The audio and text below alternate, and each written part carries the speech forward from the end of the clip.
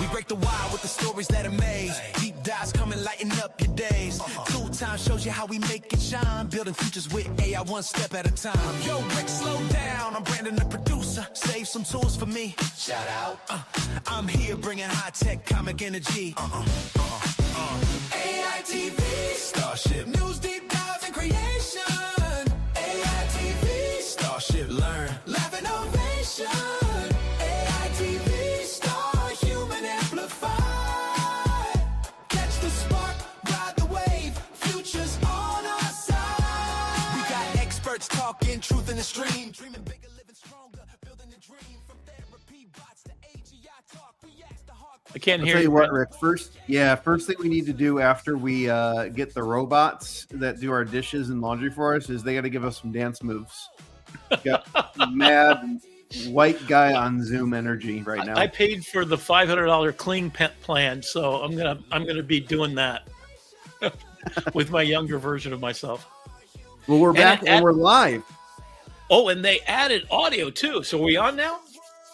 We are. Oh my goodness. Hey, welcome to AI TV, another episode. I think this is 15, right, Brandon? Yeah, 15 episodes. Man, we're just getting started, and it's not even Christmas yet. We're going to turn the corner. We're getting close to 500 people. So, I mean, there's a lot of sitcoms and television shows that don't make it to 15 episodes. So we're doing pretty good, I have to say. I'm waiting on the residuals to kick in because that's what we need right now. Well, it's another big, giant, happy-go-lucky, wonderful world of new tools out there. So we're going to talk about that.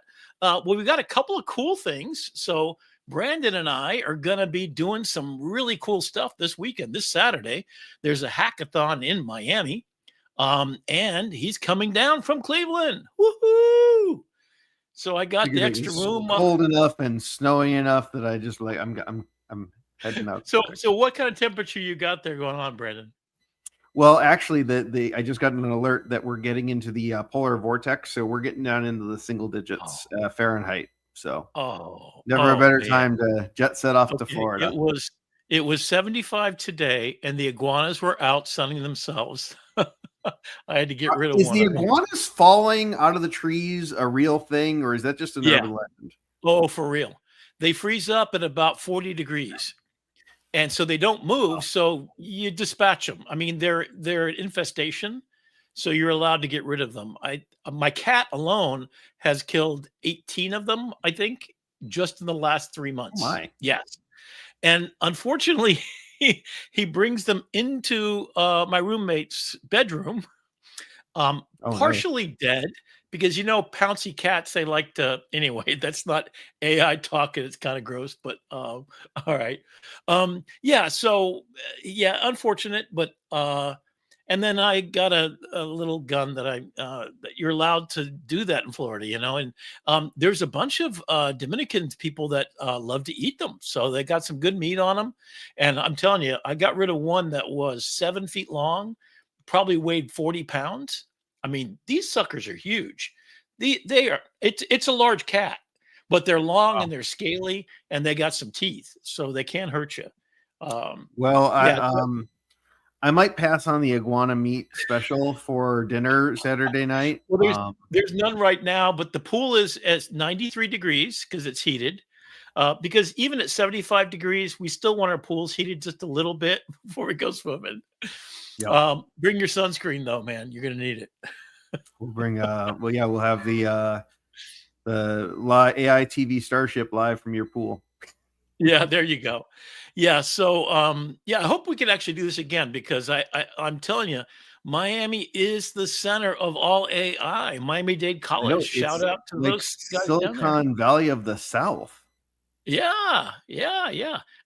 Do we have that picture of the website of the hackathon? Actually, you know what? I can share my screen and I can pull it up here. Because I want to show this off because what we're going to talk about is basically about what it is to vibe code and what we're able to do these days, which allows you to, just do extraordinary things. We're going to talk about Nana Banana one more time because we can't talk about that enough. But here we go. I think this is Is this getting me into full screen mode? Can you see it now?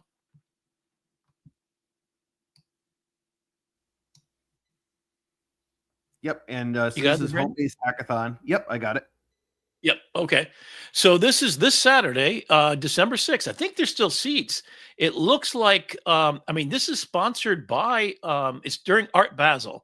The only bad thing, in fact, I'm surprised you got tickets. So Art Basel is the 3rd, which is yesterday, through the 7th, which will be this weekend, is the largest collection. About 500,000 people come down here to go to Art Basel. It's been going on for 20 years now. And we used to have the Miami Street Photography Festival, so I did that every year. But this hackathon is sponsored by Lovable. That's why I thought of you and called you up and said, you got to come down. And it's a nice little location downstairs, and you can still join up. It's free. It's incredibly free. So it's a no-code workshop, AI demos, hands-on mentorship. Boy, this Starfield is really getting kind of crazy. You think they hacked this up in Lovable? It's entirely possible. I mean, since it's lovable, they have to kind of do it, right? So 130 people are going, including you. So here's all the people that are going there. I run into the same people. So to tell you that this is every single weekend, there's free stuff like this. This is from 11 a.m. to 8 p.m. And there's prizes and awards, and the food is free. There's even hands-on mentorship, speed networking, and project pitches, judging across 6 tracks. So they have these ideas, and here's the idea. You go through and you have the registration from 11 to 12, the pre-hacking. So when you get here, if you get here a little bit late, I can pick you up and take you down from the airport. So that'll be cool. And then they've got this pre-agenda where they kind of hang out and kind of introduce you to the whole thing. And then the hacking time is from 1 to 4:30.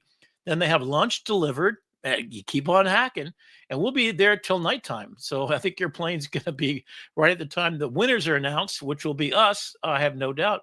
In fact, I'm going to show you some of the ideas, and we've been talking about what we might do, since this is kind of a last minute thing.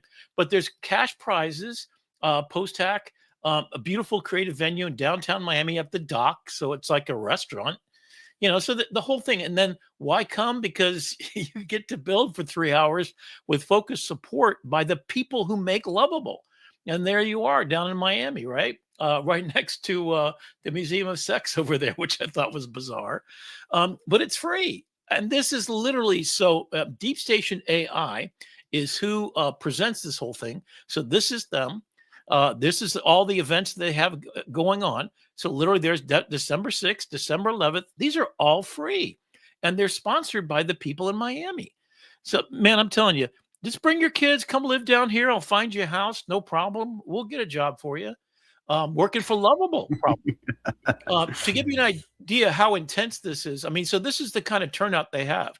This is such a big thing. So Miami-Dade College was 80,000 students. Okay, where I teach is 30,000 students at Broward College. We're just north of Miami, so you got an idea of it. So they have Mark Cuban is one of their sponsors. They have on their board of directors NASA.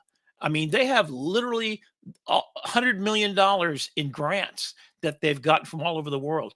The downtown area has 5 different, I'm talking multi-story buildings that are just workspaces for entrepreneurs, startup businesses, and vibe coders doing AI. This is the center of the universe.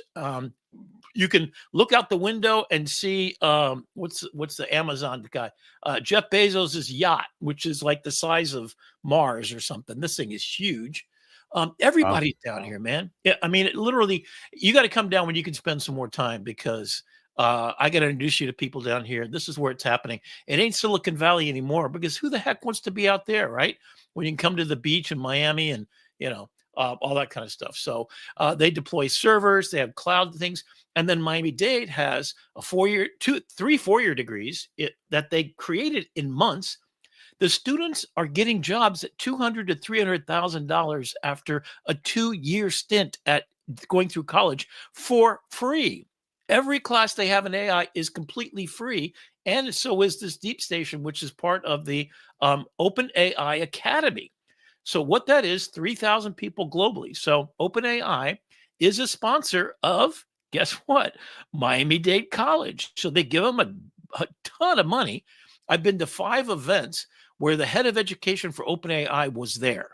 And he's working with us and presenting. And, so this is like the inside baseball place to be. It is the center of the world, and the people down there are just doing a spectacular job getting ready for tomorrow. I think I might be announcing my move to them. I've been going down for 2 years since Noel Silver, kind of came into it. So we got the same thing again. We got the same Nana Banana. We're going to skip that. So I want you to talk about your book is finally out. So I did a review. Yes. Thank you for the review. Yeah. You can keep it up on the screen there. Yeah. Okay. Book dropped on November 30th, which was the 3-year anniversary. Can you believe that 3 years ago was the launch of ChatGPT? And I know, it's right? just been to the moon since then. Yeah. And you're really kind of what the trend is right now. I think there's still only a 40% people, and businesses are having difficulty. I just watched a YouTube video about the problem companies. Only 1 out of 50 companies actually benefit by the way they've approached getting AI onboarded in their business. So 1 out of 50. That means that, the other people are failing to get it to go. What they're not doing is aligning themselves or understanding where it is. Now, a couple of announcements happened today. And the biggest thing, I think, the reason why I want to tout your book so much is because all it takes is just listening to our show for a few minutes and trying some of the stuff. And I'm going to show you some stuff tonight. I'm going to skip over my moonshots, which I'll do at the end as our end of the show. I'm going to briefly give you an idea. So these are 4 world-class projects that I'm looking for people to be involved. I just got an okay from Dr. GPT that he wants to work on my Life Force device. So let's see if maybe we want to hack that this weekend.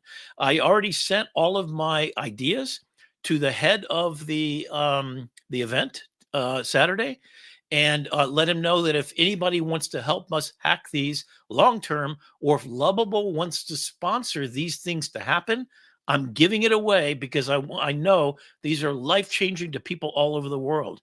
But to get back to this, where do you start? Every journey starts with just 10,000 minutes. Just spend a week, spend a 40-hour week, that 10,000 minutes mindset, just to kind of crack in what your discipline is, So I've been training all the educators at Broward College. And one of the things about that is they're from nursing and they're from law enforcement. Everybody has a voice in this. Everybody is going to be affected. And you'll take a look at my Upskill USA, and I've done some more graphics, and we're about to launch the next phase of it and go nationwide with it. And present to a couple of more cities. But 40% of people are going to lose their jobs. You've already seen it. I think it was 100,000 last week alone that were laid off, coders, people that thought their jobs were set. And then they ended up making the exact tool that got rid of them. And you've got a business zeitgeist going on right now that you want to get rid of people, unless, guess what, you're amplified by AI. So get Brandon's book just as a starting point, just to kind of set your mind up, to do that. So you do your little pitch and tell me why you think they should buy your book. Yeah. So first of all, it's on sale through the end of the year for 99 cents on Kindle. That's one reason. You got $1 to invest in your future. And so I think that when it comes to AI for the novice user, for those that are just curious about AI, they've maybe talked to ChatGPT once or twice, or they've heard scary stories about how it's going to take everyone's job, maybe take their job. One thing they said today that was kind of exciting is 1% of people are losing their jobs, but it's devastating for those car drivers, those people that worked in factories, and all the other people that kind of knew their time was coming. The Uber drivers have known for a long time. It's just a matter of when, not if. And the same way with, unfortunately, even the Amazon delivery people. Zipline is taking off all over the country. It literally drops it in your backyard. You put out a target and your 150-pound couch can show up and be laid down in your backyard where no porch pirate's going to get it. I'm sorry. Go ahead and continue. I just heard that today, and but it's the people who have the skill set. So, what's the idea of your book? Is besides the 10,000 minutes? Yeah, so the 10,000 minutes is a offshoot or a derivative of the 10,000 hour mindset, where it's you spend 10,000 hours and you can become a master of a domain. This, on the other hand, feels like something that you can be functionally competent in. And the thing is, it's not about the AI. It comes down to what you want to get out of your life. AI is just the tool.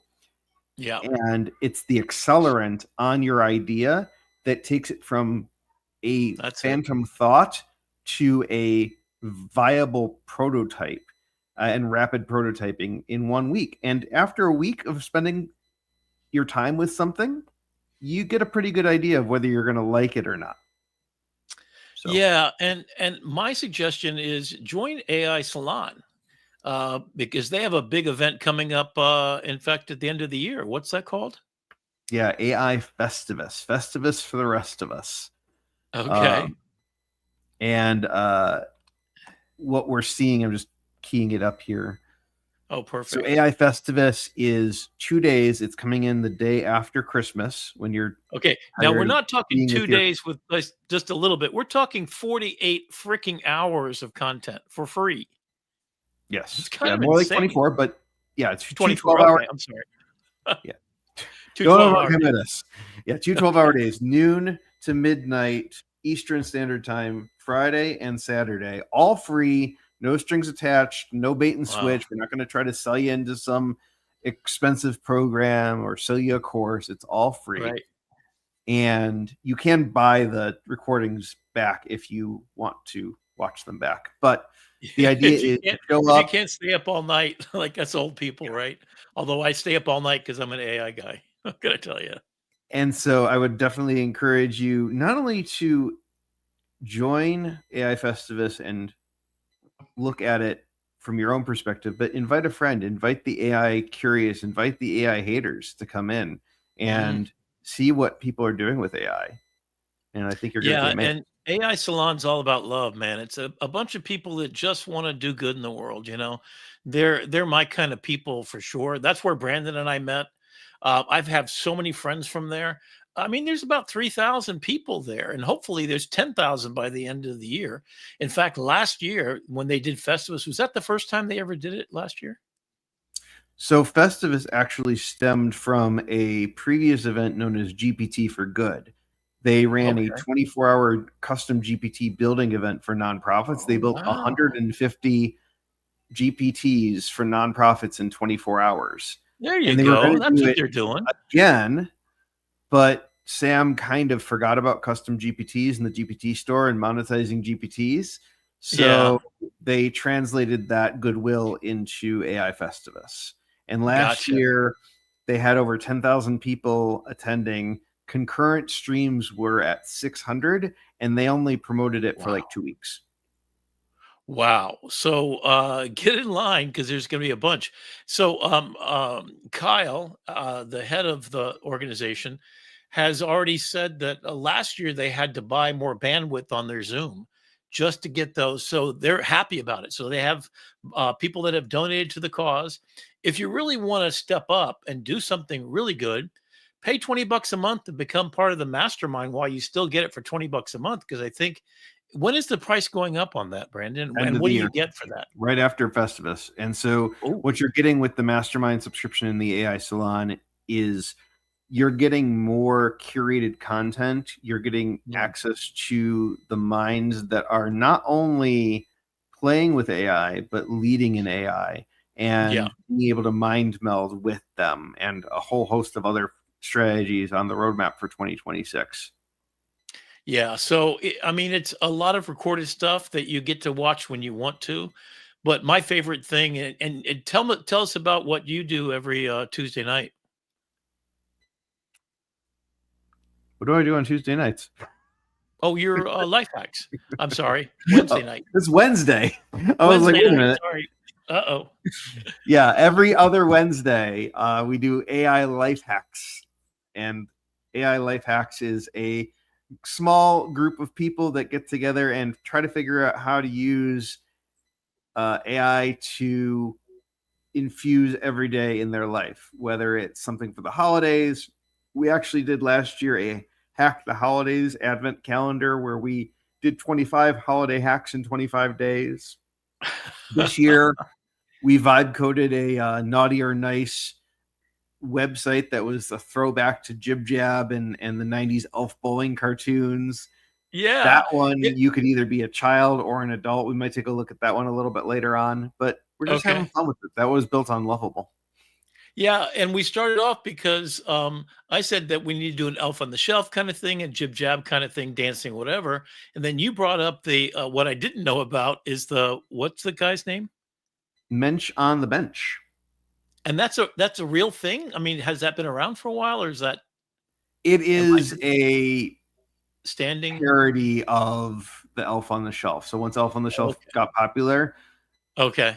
some group got together and said, you know what we need? We need a Mensch on the Bench. And I mean, to show you how much fun it was, then we started thinking about Kwanzaa, and then we started thinking about atheists, and then we started thinking, well, how about Christmas jokes? And and my favorite, which I still think we should do, and I'm going to definitely think about it, is hook it up so you can you can vibe code, or you can basically use Nana Banana to make ugly sweaters with memes on them, and then get them printed through a print store.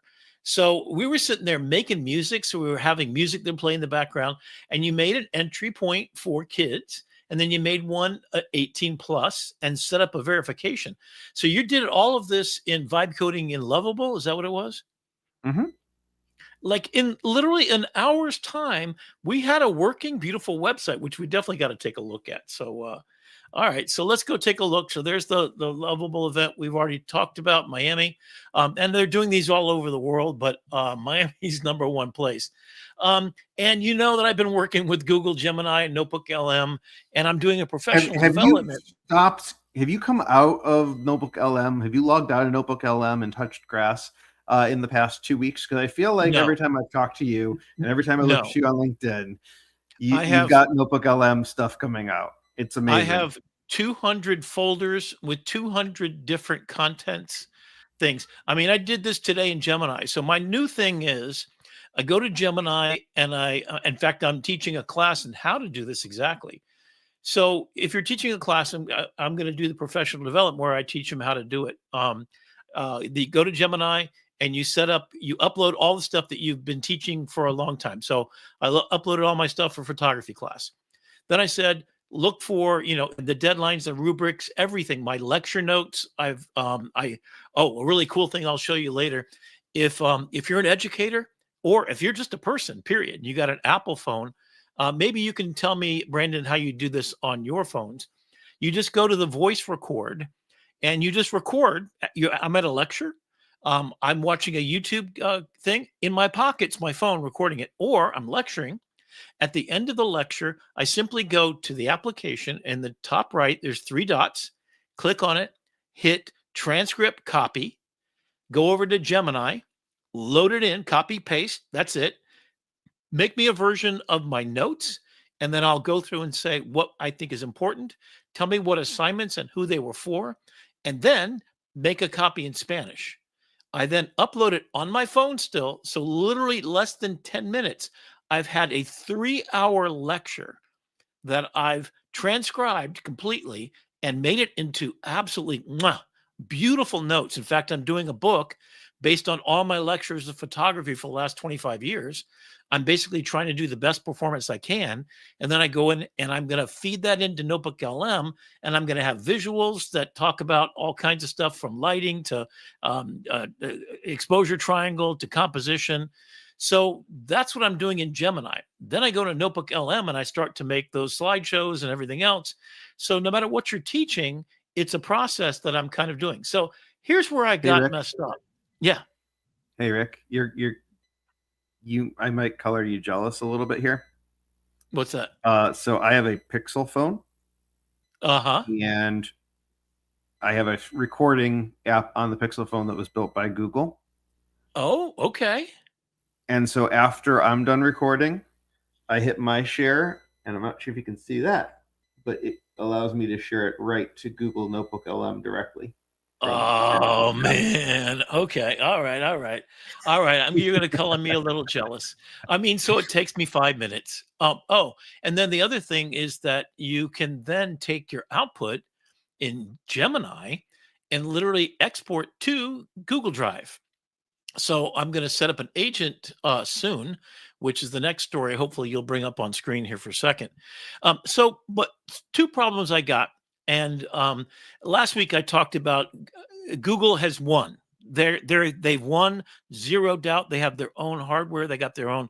They got YouTube. They got best search in the world. They got it all. So it's just a question of when. But they won. They're zero doubt. But ChatGPT has folders for each one of your subjects. Imagine you're trying to, do your home stuff, and you're doing your exercise program, and then you've got contracts with your business or your education. You don't want those domains mixing up. Next thing you know, you're going to be getting orders of baby formula for your corporation. So anyway, there's no folders, and so trying to find out if I do at least 50 conversations a day. So to find every conversation for the last 3 years or whatever it is, impossible. So these are my problems. And I basically took a picture of myself. I said, make it a cartoon illustration. Google the duality of power and chaos. So I'm going to show you stuff tonight that's going to blow your freaking mind. And then I said, I wanted it to be, and this is what's really cool that I noticed just now, is I feel like I'm Gollum, and there's the good Gollum, and there's the bad Gollum, and there's the ring in the middle, my precious knowledge and my lost, tangled, duplicate bunch of wires. I compared it to a bunch of wires that are crossed, right? And look at what it did. This is literally one paragraph. Now, I just noticed knowledgely up in the top left corner, there's like 2 misspellings, but that's insane. And then it went way beyond what my expectations. So this is the magic stuff. So technology at a certain point is indistinguishable from magic. What's not magic is they don't have frickin' folders. So fix that, buddy, and then we'll be good. And all of your slide decks exported as flat PDFs, so you can't edit the text. Now, I personally have found a way around it. I have it identify all the text, see if there's any misspellings, and then I will convert it and wipe out in Photoshop or whatever. I'm going to find a way to do this using just Gemini. I probably feed it and take all the text out and then leave the holes, and I'll correct whatever it is, something like that. Gemini, you can also circle parts of it. So I could circle the word knowledgely up in the top left-hand corner, and then tell it to spell it correctly, and it will do it. So that's kind of cool. Now, here's another crazy thing. I had just done a thing about a brain synapse just minutes before. And you notice the brain on the right and the left-hand corner is the synapse that I had it illustrate from a black and white hand-drawn sketch I found on the internet. And it produced a full thing. So it put all that together, and it listened to my joy of creation. I mean, that's just nuts. Okay, so I'm going to go through this super quick, and I'll come back and revisit if we do have time. Well, hang on. Before we do that, I do have the Google Workspace pulled up. Yeah. So big announcement just happened. Do I have to stop sharing, or are you good? No, I'm working on it. Okay.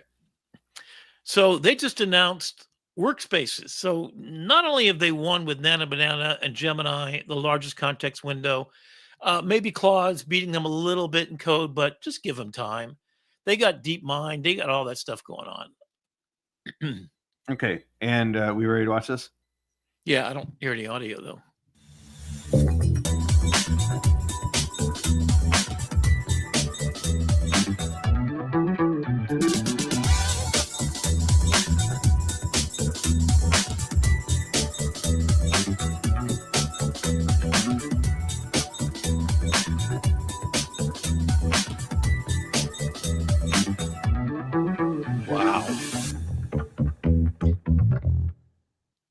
Yeah, so that's pretty cool. Now, it's just come out. Was this yesterday they announced it, I guess?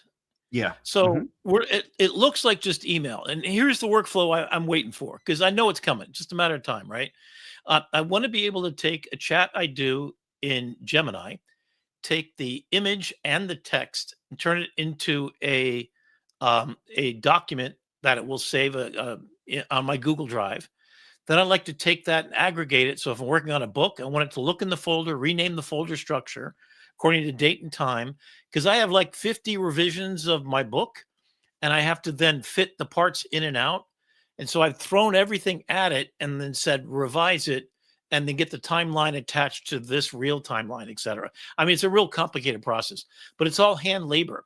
Even the action that I just talked about, record on my phone, copy and paste it into Gemini, summarize, in a style that I want, and then make an image to go with it, and then make it into a document and put it on my Google Drive, that would be amazing. And if it could get on my Google Drive and actually rename all my folders and organize it and summarize them, it does basic summaries, has some difficulty looking at multimodal documents. And even when I've loaded up pictures into Notebook LM, it hasn't really kept the pictures privileged, meaning that it's not going to pull out my logo from Upskill USA and bring it over for me. So that's kind of where I'm at with what I'm looking for. And then if they have folder structures and they have a pipeline like Weavy and what's the other one that does the sort of sequential stuff? There's Opal. Opal, right? And then Adobe's coming out with something called Graph.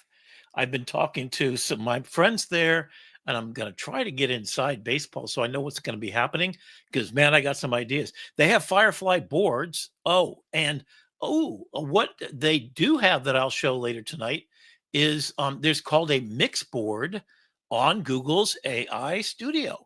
So try out Mixboard. Let me take a look here. So mixboard.google.com is something we're going to take a look at tonight. You can produce like a stream of stuff, including pictures and video, right with Nana Banana, right there in a vibe coding infinite space. So if you saw us Do you want to go there ago, now? Sure, why not?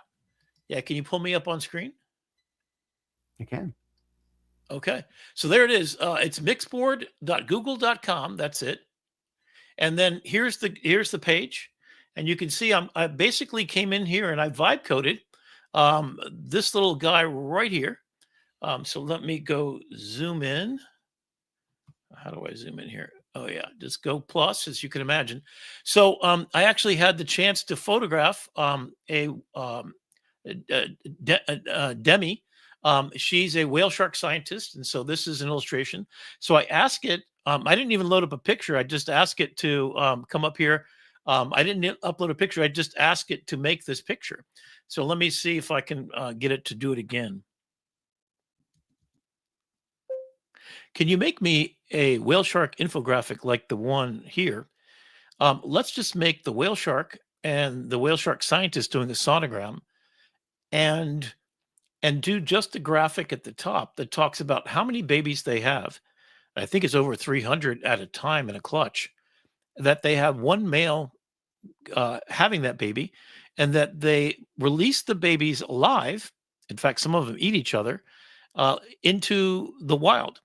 16 by 9 infographic illustration style, photorealistic if possible, blue ocean background, and a detailed infographic at the top talking about pregnancies and whale sharks. Use imagery to illustrate the points. Okay, so I just do that, and sure enough, we're off to the races. So I'm zooming out and zooming in just to show you I've got an infinite canvas. And then you can place these objects just around wherever you want. You can resize them to whatever size you want. So that's doing that. Then you can annotate it. So you have annotation, download it there. You can annotate it, duplicate the block, and there it is. And that's pretty good. Now, the bad thing about it is the whale shark scientist, the pregnancy is back here. But I asked for a 5'4" whale shark scientist with a sonogram, and that kind of looks like a sonogram. That's actually fairly accurate. Over 300 embryos. Okay, little mess up on the text there. Polyandry, one male fathers a litter. Oh, I didn't know that was a name. Polyandry. Okay. Ver- Viviparous live birth, meaning they release the young alive and the pups eat the siblings. So they release over 6 months. So the pups inside, they're the strong ones, 300 of them, only a few survive.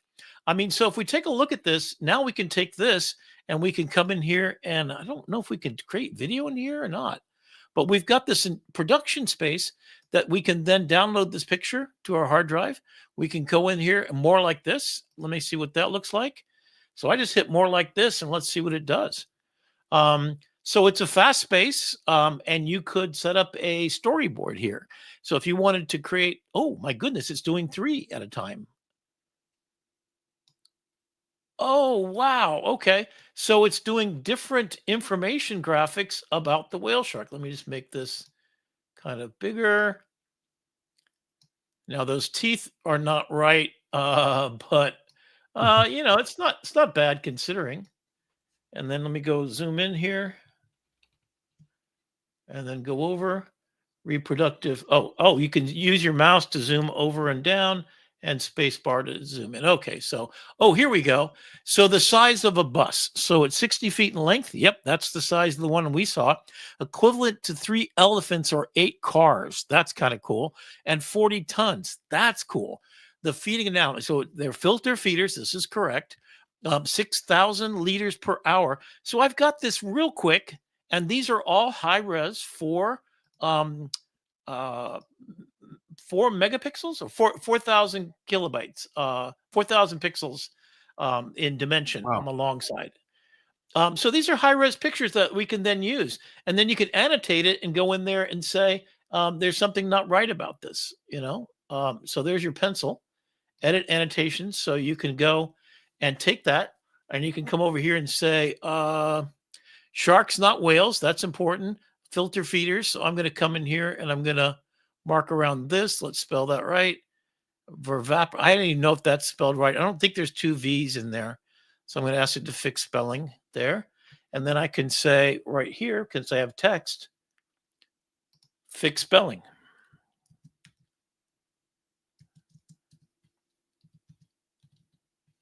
Oops. I can't even spell myself here. So I probably want to make that text a different color so you can see it.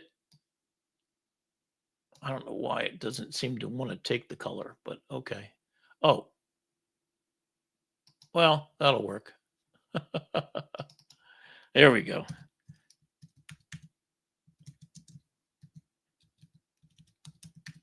All right. So let me save this and then fix the spelling in the last picture where I circled the word feeders and viviparous.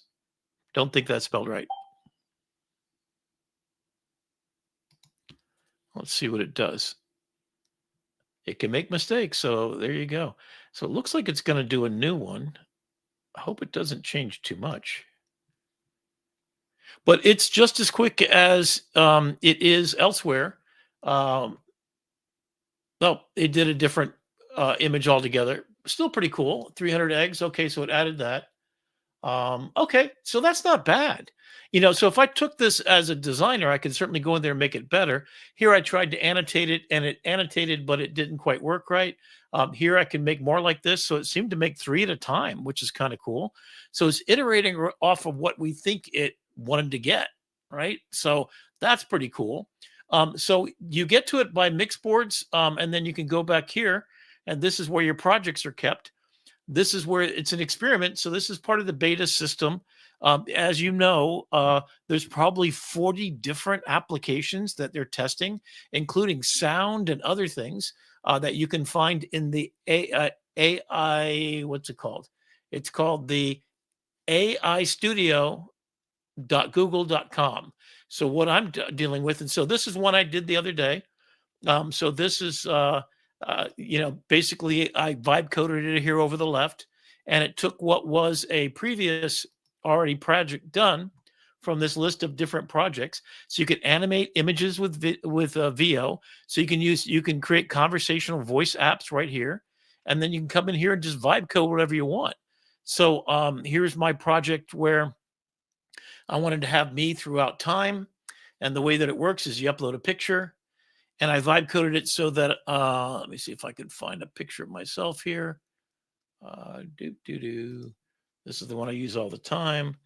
And then by loading it up, then I'm going to start my journey. And then I get to start these different times and eras throughout history. So this is the app on the side where I started, where it was decades, 1900s on. And now I've made the same idea, but I've got it at different epochs of time and technology. When fire was invented, the AI era, and then when planes were invented, etc.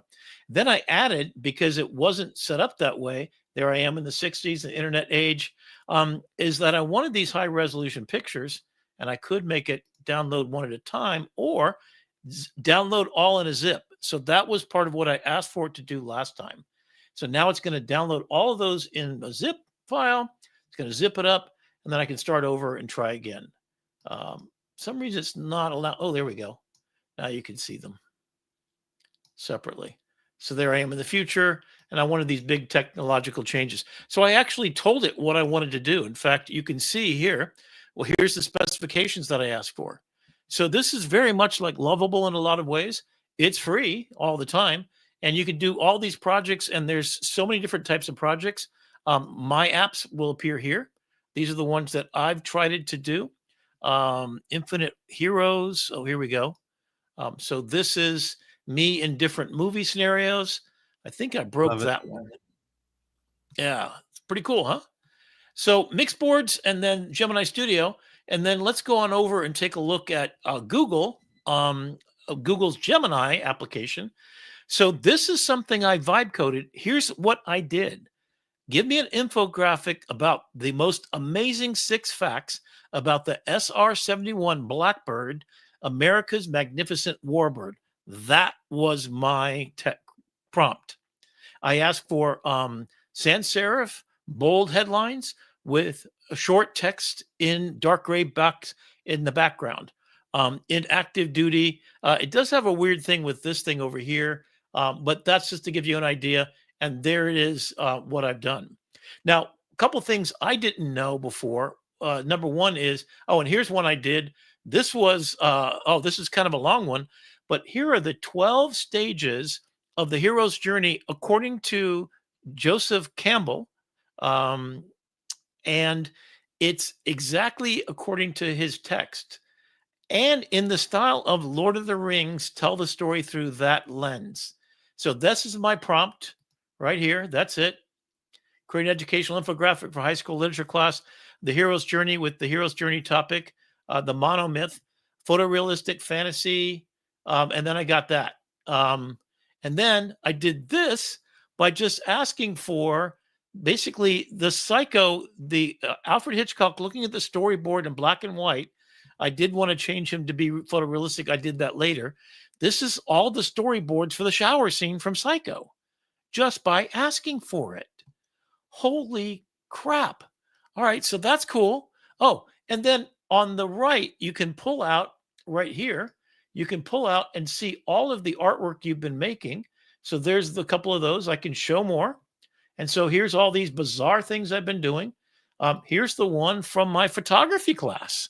This is exactly what I was talking about. My first project I give them is I set up 2 lights, not 3 in this case. And that's what it looks like in the classroom, and they're hot lights, so they are constantly on. And I have them create split lighting, and I have them Rembrandt lighting, glamour lighting, and butterfly lighting. I took my notes, loaded in, and dramatic horror lighting with edge kickers. Okay, there is where you place the lights, and this is why you place the lights that way. So it's just my notes, and there you go. And it did it in an instant. I don't know what the next one is. Sometimes it's a little bit slow. So this is one thing I didn't realize that was there. That's kind of a nice thing for you to be able to go back and take a look at your artwork. just like ChatGPT, which does the same thing. It takes a little bit of time to fully load up. Yeah. I'm going to go on. I've got this easy bake oven. So this is from last night. In fact, I did a new one. This is vibe coded from making ugly sweater contest with meme. And then I asked for Darth Vader and I said a funny joke. So we got Wookiee cookies. All I want for Christmas is ARG. I hate Mondays. I hate Mondays and forced family fun. And then I find your lack of cheer. I find your lack of cheer disturbing. Naughty list, good. So yeah, you got the voice and everything going on there. You download Love it, it. you copy the image, paste it, you share it with a friend. Everything's right there. And that's all it was. And this is the entire prompt right there. That's it. So jokes about Wookiees, etc. And then this is the first one that it did, because I said meme-based sweaters. And so, and I said a Wookiee, yeah, The Simpsons, and some other meme character, whatever.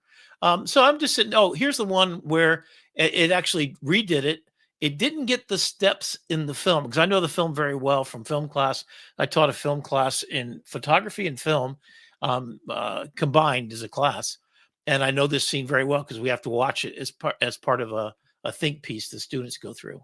But there it is. I mean, I'm just sitting there just vibe coding like crazy. Yeah. So the three takeaways that I would suggest to you is there's ways to use Gemini. In fact, you can click on this and then it loads up all the things. Oh, here's something I did just an hour ago. This one's crazy. So I found someone who had uploaded a picture of a skeleton, I guess it was. I don't know if you're gonna be able to see it. You know what? I'm gonna share it in a full window here in a minute. There's the one on that I just created here today. Here's the work I was doing. Oh, here's the synopsis that I was talking about, and that was from a horrible black and white picture. This is the age of shitification thing that I did. Here's my Upskill USA. So let me go show you what I've done. This is just sitting there, and all of this was done today. There's my workout schedule. This is an infographic. So I'll start with something really dumb and just sit there and go on and go on and go on. Oh, here's a whole infographic about color theory, the exposure triangle. It's like all of these. I mean, this is insane. I ask it to do exposure triangle, and this is perfect. Perfect. Here is color temperature with the symbols that I asked for. And here is what's a megapixel? Holy cow. And raw file and JPEG file. What's the difference? There's the difference. And the text is spot on. Would I go in and upres it a little bit? Maybe rewrite the text a little bit better? Certainly. But oh my goodness. So 30 megabyte file as a raw file ends up being a 5 megabyte on your chip. This is actually from my data. And I actually didn't load it up. I just asked it to make these things. So that's without me prompting it. That's nuts. All right. So just to get a little bit crazier about it, I'm going to switch back over to my PowerPoint. I'm going to go down a little bit because we got other stuff to show you. But what I do want to show you is a couple of things I'm working on. So I had this bright idea to teach this class. It's called Humanities Final Exam. It's a multidisciplinary course, a massive online course. Here's the idea. Imagine Noah Harari, who's a historian and the leading expert on AI in the world. And he's written Sapiens, Homo Deus, for the future of AI. So he's talked about history. He's a historian as a classic. If you don't follow him, you should. He would be one of the leaders of the class. And we go back and we look at what we can learn from the past that tells us how do we right this ship and how do we drive this into a future? What can we learn from our mistakes of kings and queens and slavery and all the bad things that we've done in the world and all the wars? How can we learn from that? And I thought, have a film teacher teach it. Have a philosopher teach it. Have an ethicist teach it. Have history teach us what we already know. And so this is the idea. So I'm the professor there at the middle. I'm going to have the face changed out. And I want to have this taught by MIT. And then I want us to create using a Claude, the machine of love and grace, get Dario to basically take all of our concepts and our ideas. What kind of laws could we pass that might guide the UN to make policy about identity, about ethics, about use of autonomous weaponry, cloning? I mean, there's the content coming out. If the entire world learned from our mistakes of the past, humanity's final exam, which is a play on one of the tests for large language models, is called humanity's final exam. And my suggestion is we need to future tech tomorrow, meaning architect for the future, how we end up going. And so the people that would have something to say about this are the beautiful man who is Sir Demis Hassabis, who was the one that did AlphaGo. You can see Move 37 here. That's just amazing. He learned because he got a job. He wasn't ready. He was like, he was too young. He's 14 or something. He's ready to go to college and was going to go to Oxford, but he said, no, we don't want you coming this young. You're not quite ready for it. So he went and took a job and he made these video games, right? So he learned about deep networks and he was playing game. He was a world-class chess champion at 13. Holy cow. He worked for Bullfrog. Do you know Bullfrog at all? I wasn't familiar with Bullfrog. So No. this is from me just asking for to create these portraits of people. And you'll see I did a bunch of them. But what I wanted to do, and then I made these in Notebook LM by loading up basically a bunch of stuff. And then once I had this down, I said, make more images like this. And I want to have the most important people in AI history. I didn't even know Ada Lovelace. In fact, I knew something about her, and then she worked with Babbage on the analytical engine, but I didn't know she was a revolutionary in computing, and that speculation about artificial intelligence was something that Lovelace objection, it's called. Her tragic death at 36, speculation, this machine, a machine's ability to originate ideas. And she was the first programmer, obviously not on an old-fashioned. And then here's Alan Turing from the famous movie. He's the one that decoded the Enigma machine and won the war. But he was gay, and then he was chemically castrated. The something game. He's the one that tongue too. I'm sorry. It's right on the tip of my tongue too, so I can't. The Enigma game? No, it's something like that. Anyway, it's the whole story of his life. And then he committed suicide. Tragic The Imitation death. Game. Imitation Game. That's it, right? So he won the war, and then he's persecuted and chemically castrated, commits suicide, and he gets a royal pardon. They had to pardon him for being gay. Oh my God, this is horrible. So he was the father of computing AI, an eternal legacy, and we call it the Turing test to see how close to human an AI is. And then you all, Noah Harari, you've got to read his books. If you want to know about this, data colonialism, the AI warning surveillance, the biotech and AI biotech wave coming. He is the most influential 21 lessons for the 21st century. Homo Deus, it doesn't have all the books here, but he's a philosopher. When you do these, are these one notebook that you're iterating off of, or have each of these gotten their own notebooks? So all that I do, in fact, I did this in Gemini. Once I got the idea, I said, I just put in the name, make it just like that based upon 6 or 8 facts. And so it basically, I just put in the name and it made the next one and the next one. So here's Fifi Lee. Wow. So literally I loaded a picture of, I think it was Alan Turing. And I said, make it in the date style of when they were actively involved in the world.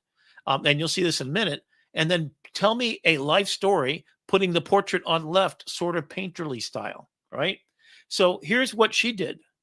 And so what I'm going to do. So then I decided, you know what we need to learn from is those people who were stardust that rose to be known forever. You might recognize Sigmund Freud, Lao Tzu, and others here. And so I said, let's make a chapter for the AI thinkers. So there's about 30 of them that you've already seen the section, the 30 for each section. The first section is who are the AI sources of information. Then opposite these, I'm going to do a life story with their famous quotes and basically do a deep dive on each person. So you will have a history book On the left, it will be the picture. On the right will be the entire history, everything you need to know about what they had to say. This will be the textbook for that class. So the next section is, these are 9 lives. People who had 8 lives, meaning they had 8 major events that they were famous for. That's what the 8 pictures that you see in each one of these. They're 8 most important effects that they had on the world of AI, or things they have to say about it, from stardust to starlight. The immortal I mean, is the Rick, we've got a coffee table book here. Yes, absolutely. And I'm going to publish it on Kickstarter. And then it's going to be the textbook for that class I was just talking about. So here's Jesus. So what would he have to say about AI? Well, he got a lot to say about it, right? So here's his life story. So here's Marcus Aurelius, Socratic, a Stoic emperor, right? He came up with this all idea, the amore fati, and the meditations, and the dichotomy of control, and the philosopher king. His works to himself, enduring legacy. So I'm going to do a deep dive, including what you can learn from him. What can we learn from Nietzsche? About the Apollyon Dysonian and the master-slave morality. Thus spoke Zarathustra. I mean, holy cow, the will to power. What does Now Sigmund think about Freud have for your to class, Rick. Think about, What's go that? back one slide. Think about Yeah. for your class, if each of those bubbles had a QR code that you could scan and then open up a Yes. YouTube video where you could go all in on that. Yeah, and then we'll go over and make a documentary about each one of these, or have the students do this. So this will be a massive website where you can explore history and learn what we didn't learn that we need to. The Superman, the Ubermensch idea. Who is Elon Musk to be able to play a god in creating this godlike entity and to control the universe? What do we do with that? What's the thought experiment of will to power? What is this to be to learn from all of these masters? So the class is a 16-week class. The first 4 weeks is about history. The second 4 weeks is about how we got to where we are now and the problems. So we deconstruct what the problems are. We use the philosophers to help us navigate it. And then we come to the modern day and we take a look at what social media has done to us. And then the fourth 4 weeks is, what do we do about it? How do we pass laws? So we have debates over every subject on the planet. Every one of the things we need to think about in alignment becomes this thing that we share with the planet. Everybody gets to take this class. And then all content that we create is submitted to an AI. I would hope it would be Claude. It could be called the Machine of Loving Grace, that will organize, structure, synthesize, collate, and give the brightest ideas, turn it into policy papers for the UN to debate in person. The United States government, every government around the world, what should the policy be? And we have a UN curated by AI, but created by humanity for humanity's sake. That's the idea. So, Sigmund Freud probably has some things about the unconscious and the id and the ego and the superego and dream analysis that we could definitely make apply. Certainly, Martin Luther King has a lot to say about passive resistance and nonviolent resistance, right? That's a super important part of our legacy. And then the multidisciplinary mind, we can learn that, as I do every day. In fact, I study Da Vinci because I have a multidisciplinary mind. I think on so many different tangents, and I'm writing a book called Think Different, which is about raising your consciousness in different ways. So this is like telling me how to think. I wouldn't want to make weapons of war, but what do you do with the knowledge if you know and your consciousness is so raised? With AI, I literally get to learn about all these peoples in ways and things I didn't even know about. What did he have to say? What does any of these Vincent have to say? And I love the way it's signed, the way he signed it in the bottom right-hand corner. This is nuts. And Picasso, again, signed in the bottom right-hand corner. What do artists have to teach us about it? Guernica, I actually took the Guernica painting and I had it recreate the scene of the city of Guernica as it was being bombed with the horses that were killed. So Guernica was a complete, so this is an art project for art history students and professors to work on what is it to represent what was in a real event in history as this massive mural. And why did he do it? And what does art do different than a photojournalist does? There's a billion questions that come off of these simple idea. What is the commodification of a Campbell's soup can to turn it into an art object, to escalate it up? What is art in the age of digital and then post consumer? And then, what do we have to learn from artists? So even Sebastian Salgado, my favorite photographer of all time, this is generated completely using Nana Banana. These are no stock photography. I know his work extremely well.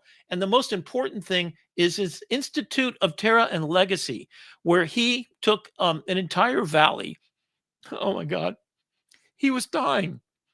He was literally dying because he'd gone around the world and he'd seen people macheted to death, and he'd seen the worst of all humanity. He did the migrations. Genesis is his major project. Check out this man. He's the most beautiful human being on the earth. He started as an economist, and he started photographing the movement of coffee beans around the world. And he basically picked up a camera to document it and became the world's most important documentary photographer ever. And then he ends up getting to a point after witnessing 100,000 people killed with machetes in front of his eyes and photographing it, that he basically got cancer and was dying. And then he goes to where this huge Amazonian forest that his family had handed down, and it was decimated. And you got to watch his TED Talk. Boy, I can't even talk about it because it's like, so he took it and he turned it into a model for reforestation. And he is revived and healthy right now because of it. So watch his TED Talk. It will change your world. So we get to hear from Steve Jobs. That's probably a good place to start coming in for final descent on the plane, because I know we have some moonshots that we want to talk about in. Okay. I'm going to go through real quickly just to show you. So I'm doing the same thing with movies. I'm saying, what is a matrix choices? What is the philosophy? What questions can we ask? There's no spoon. Systems control, conformity, belief systems, knowledge uploading, rebellion and awakening. So what's that got to teach us about all the questions? What does 2001 have to teach us about? Philip K. Dick, do androids dream of electric sheep? Oh my God, these are like my favorite movies of all time. And we get to take a look at it. And then who are the architects? And those are the people like Jeffrey Hinton, Sam Altman, Noah Harari. And then this is something I did real quickly that I want to show you as we move over to the next section. I'll pick this up next week, but I wanted to show you, this is what I'm using to teach my educators how to use Notebook LM. Sources on the left, kind of diverse information. This is action-packed with stuff. I turned this also into a PowerPoint presentation. The center is for collating all your information, asking questions, synthesizing, and then Studio is generating content that you share with the world. I did the same. You use Notebook LM to create a Notebook LM for Notebook LM.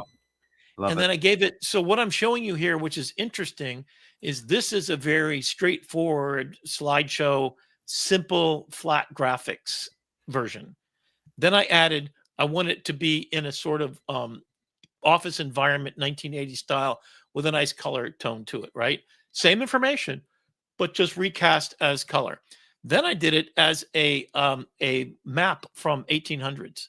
So this is during the Renaissance period, and it did the exact same thing, but it gave me a different look at it.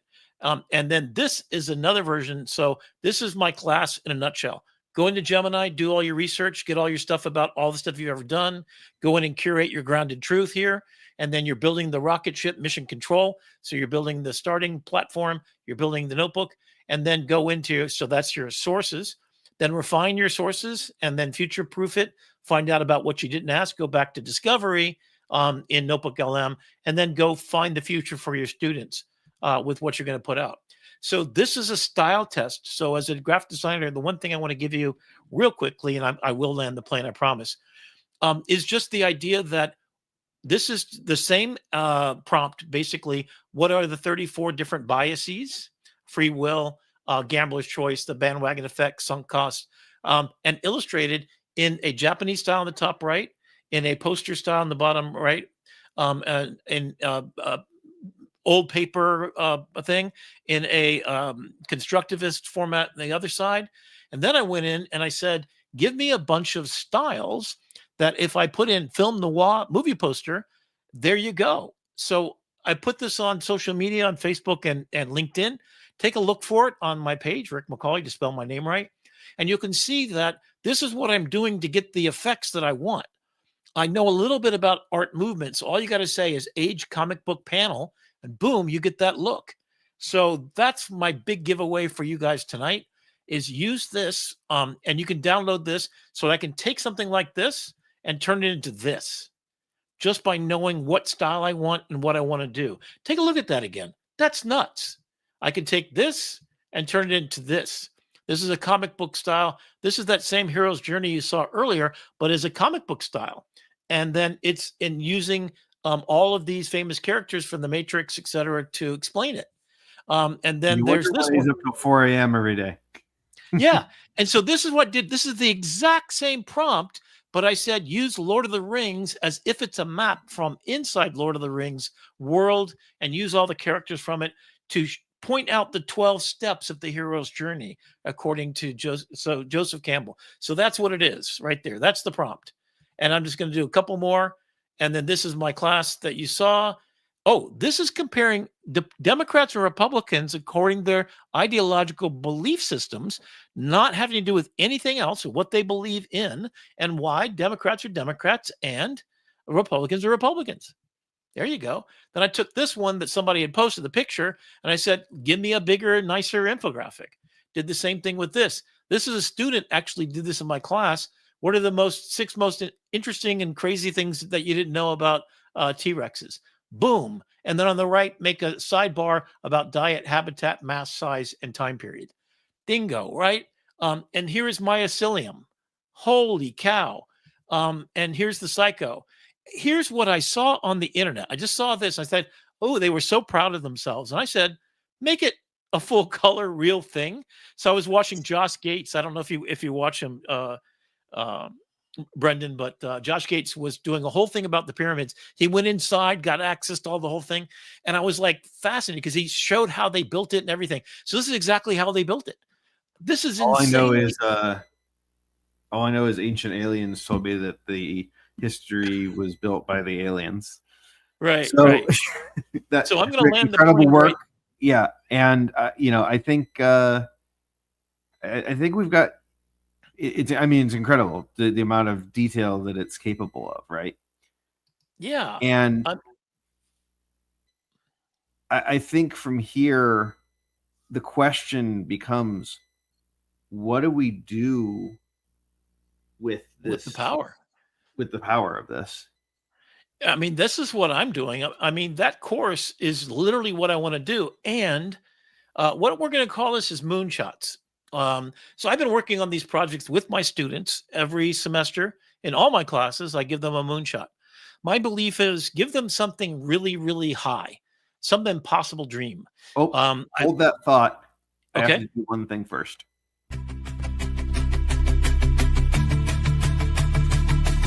30 minutes to master, tools to explore. Let your imagination soar like never before. AI Tool Time with Rick McCawley, where your digital dreams come true. Ignition.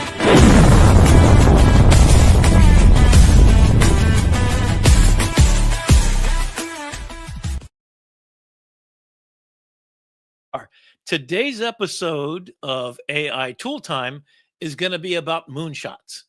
These are projects I've been working on for the last 10 years. This project actually was started in my UX UI class where we code an app. So we go through the process of designing the entire app. We go from mission to persona groups, and we study, and then we execute an app. It used to be Adobe XD. We're now using, actually, we're going to start using Figma. We've been using Figma the last 2 semesters, but we're going to be using Figma out of ChatGPT, and hopefully Google will have a direct API connection so we can vibe code our way here. But here's the mission. So every time I start with this concept, and the idea is Steve Jobs talked about the crazy ones, the Martin Luther Kings, the Mahatma Gandhis, the Rosa Parks, the people who changed the world. as he called them, the crazy ones who don't know they can't change the world. Those are the ones who do. This is my comment to my students as I give them a moonshot, something so impossible to solve, a real problem that they have. About 20 years ago, 15 years ago, we had 4,000 people in downtown Fort Lauderdale, right next to the library. The library was the place that homeless people could go because it's free to the public, couldn't kick them out. Well, they had a 4,000 person encampment. It surrounded our school and it caused some violent actions to happen, including a 94-year-old man who was arrested for feeding the homeless because he was encouraging, because the mayor said, that's where our tourists go. Can you imagine? They come here and they see encamped people and they just don't want to come downtown. And it was kind of problematic. So they put them on buses, they shipped them around. We made international news. The 94-year-old guy was like a monk. He was a saint of the community. He fed them every day with food and money that he put together with his friends. And they all did this, right? And I said, solve that problem. They come up with two solutions. And one is a food truck that during the day feeds, you can buy food for one or food for all. It was called, I wanted to call it Robin Hood, but it was called Fryer Truck. So it was a truck and a fryer would be operating it. And he would offer you a sandwich for $5, or you could buy food for all. You'd pay $10. And that evening it would go to where the homeless are staying safely and with medical attention, etc., and feed them for free. So it was a way to give back and to move out of downtown. That's the kind of minds that my students, who are typically in their 20s and 30s sometimes, occasionally I get a 60 or 70-year-old too, that are getting their 2-year degree in graphic design.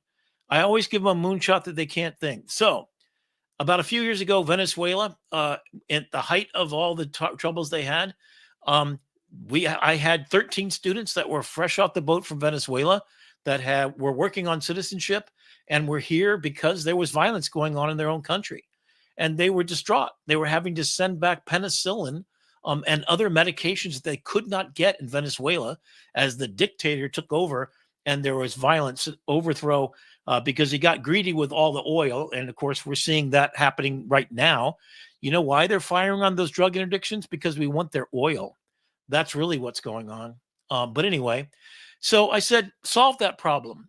You want to be a citizen, and some of them had become citizens because of the thing at the time was, if you were coming from a war-torn country, we would give you home and shelter, right? Bring us, you're tired, you're poor, yearning to breathe free. So I, in the 80s, photographed this TV show in Miami. All the Cubans came in. I photographed the Mariel boat lift. So I have a history of this, of dealing with immigrants and people who didn't speak English. My best friend and at my wedding, Al Diaz, still works for the Miami Herald. He went to school. His parents, till their dying day, didn't even know English. So I'd go over to the house and we communicated in a different way. She was my mother and he was my father, and absolutely beautiful people. But there was a show called Hello, Que Pasa USA is what it was called. And it was a comedy that was bilingual. I learned Spanish by watching it. So I came up with the title, which is Hello USA. It's a mission to invite application for newly arrived immigrants to be partnered up with people who successfully navigated the process, to be their mentors, to be their aides, to give them shelter in the times, to support them, and to maybe make it a possibility that we can guide people, good people that come from countries where they had to escape oppression. That Statue of Liberty stands for something. So this is the logo, not done with AI, by the way, hand-drawn in Illustrator by one of my students. So the mission is an app that will take care of these things. What are the problems? Of course, you can pick your language when you sign up for it. It's totally free. And you could download it any country on the planet. But they needed help with legal, education. How do you find a place to put your kids? So you first match up, just like a match game, right? You've got 5 kids. You speak Spanish. You come from El Salvador. If we can match you with someone in the same place in Miami, for example, from El Salvador, we're going to match it so that you have the same issues that they've already navigated. They probably took 2 or 3 years to get through the process. And you get the benefit of that mentorship and that safe space to be while you go through the legal process, which is horribly broken, irrefutably broken. And then you learn civics tests. You learn English within here. You learn how to get a job. You go to community centers where you cook the food from your native country and you share with other people as a family table, a community built on the backs of the beautiful food and people that come from these cultures so desperately to seek the freedoms of our country. You learn English, you go to school, you learn civics lessons, all within inside our app. But of course, with AI, can you imagine? It's a 24/7, always available question. What do I do? How do I get there? How do I park my car? Where do I go? Right? So, legal help, ID cards, requirements, tests, offices, a tax information, citizenship process, legal help finder. So, people that will give it to you for free, and even some basic stuff right here, tax preparation. Holy cow, there's so many things to do. Job searches, hospitality, arts. Like I'm looking for, and here's my specialty, job training. How do I go to Broward College and get a free education? Yes. If you're homeless or if you're trying to be a citizen, there are ways that we can help you at every community college across the United States. Imagine there's an app with an AI built to make this happen. So, Brandon, this is the one that I want to have happen first. It means a lot to me as my roommate is trying to navigate her boyfriend in Atlanta, and he's been almost arrested, accosted for hours and hours and days, even trying to go down to Costa Rica to visit his dying mother. He's tried to get citizenship. His daughter, who he brought to the country from Costa Rica, has full citizenship, and he can't catch a break. He's being stopped by police officers who thinks he's Mexican and he doesn't have his green card. He has to carry his birth certificate 24/7 and all of his papers as if he's at some Nazi checkpoint. He's in Atlanta, Georgia, and he's afraid to get on airplanes because he could be deported any minute by ICE agents. And he is a hardworking man working 3 jobs and being kept almost as a slave by the people. I don't want to out anyway, but anyway, he's a beautiful man, and I just know he needs to be a citizen. He would be such a benefit, and that's what this app promises to do. I've already talked to a couple of people from the Hispanic Heritage Foundation in the state of Florida, and there's a nationwide one that are going to try to make this app real. And it's for everybody. It's for Haitians. It's for people from Guatemala, and it's people from Ukraine. Wherever you're from, you're welcome here.